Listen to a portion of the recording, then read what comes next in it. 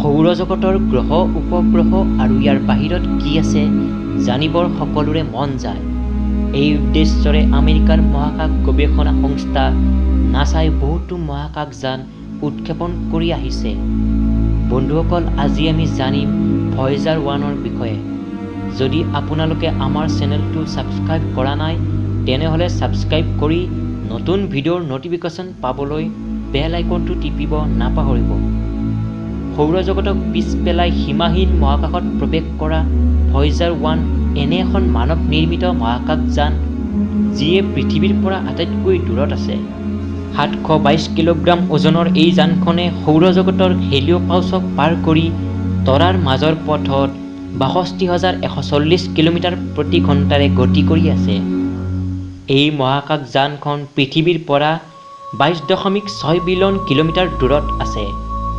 ১৯৭৭ চনৰ ৫ ছেপ্টেম্বৰ তাৰিখে ভয়েজাৰ 1 আৰু ২০ আগষ্টত ভয়েজাৰ 2ক উৎক্ষেপণ কৰা হৈছিল।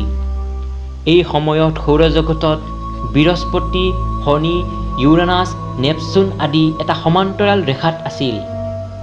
ই এনেকুৱা ক্ষণ আছিল যে এই গ্ৰহসমূহৰ মাধ্যাকৰ্ষণ বলৰ সহায়ত কম সময় আৰু কম ইন্ধনেৰে এটাৰ পৰা আনটোলৈ যাত্ৰা কৰি অনুসন্ধান কৰিব পৰা গৈছিল।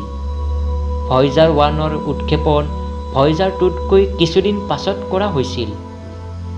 কিন্তু ভয়েজাৰ 1ৰ গতিবেগ ভয়েজাৰ 2তকৈ বেছি আছিল। ভয়েজাৰ 1 পৃথিৱীৰ পৰা ইমানেই দূৰত আছিল যে ই পৃথিৱীলৈ তথ্য পঠিয়ালে ৩৮ ঘণ্টা সময় লাগে। ভয়েজাৰ 1ত এখন গল্ডেন ৰেকৰ্ড ডিস্ক আছে।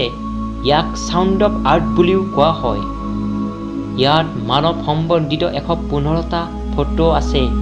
লগতে সংগীত, মাটি, পানী, জীৱ-জন্তু, আমেৰিকাৰ ৰাষ্ট্ৰপতিৰ ভাষণ আৰু পৃথিৱীৰ বহুতো তথ্য আছে।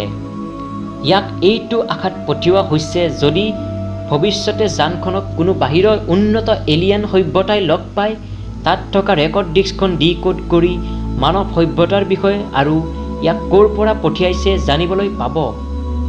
ভয়েজাৰ 1ৰ মূল আৰু প্ৰাথমিক লক্ষ্য বৃহস্পতি আৰু শনি গ্ৰহ আৰু ইয়াৰ উপগ্ৰহসমূহ অধ্যয়ন কৰা। এই বৃহস্পতিৰ বুকুত হাজাৰ বছৰে চলি থকা ধুমুহাৰ চিত্ৰ পৃথিৱীলৈ পঠিয়াইছিল আৰু ইয়াৰ চুম্বকীয় ক্ষেত্ৰৰ বিষয়ে জনাত সহায় কৰিছিল।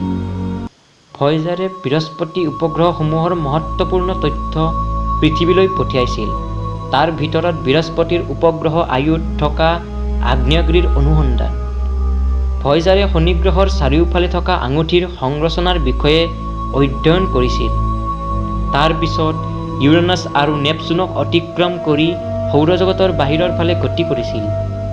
ভয়েজাৰে বৰ্তমান টাৰ্মিনেশ্যন চক সীমা অতিক্ৰম কৰিছে। এইটো এটা এনেকুৱা সীমা য'ত সূৰ্যৰ মাধ্যাকৰ্ষণ শক্তিৰ প্ৰভাৱ নাথাকে আৰু ইণ্টাৰষ্টেলাৰ স্পেচৰ প্ৰভাৱ আৰম্ভ হয়। যিমানেই দিন অতিবাহিত হৈ আছে, ভয়েজাৰৰ শক্তি সিমানেই কমি আহিছে।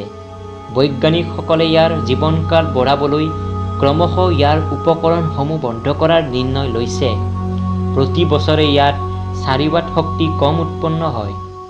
লগতে ইয়াৰ দুয়োটা কেমেৰা বন্ধ কৰা হৈছে কাৰণ মহাকাশত ঘোৰ অন্ধকাৰ। অনুমান কৰা হৈছে ২০২৫ৰ আশে-পাশে পৃথিৱীৰ পৰা ইয়াৰ সংযোগ বিচ্ছিন্ন হৈ যাব। তথাপিও ই মানৱ সভ্যতাৰ কথা বাহিৰৰ কোনো উন্নত এলিয়েন সভ্যতাক ক'বলৈ সীমাহীন মহাকাশত গতি কৰিয়েই থাকিব। যদি ভিডিঅ'টো চাই ভাল পালে তেনেহ'লে বন্ধুসকল লাইক কৰক, শ্বেয়াৰ কৰক আৰু চেনেলটোক ছাবস্ক্ৰাইব কৰক। আজিলৈ ইমানেই, ধন্যবাদ।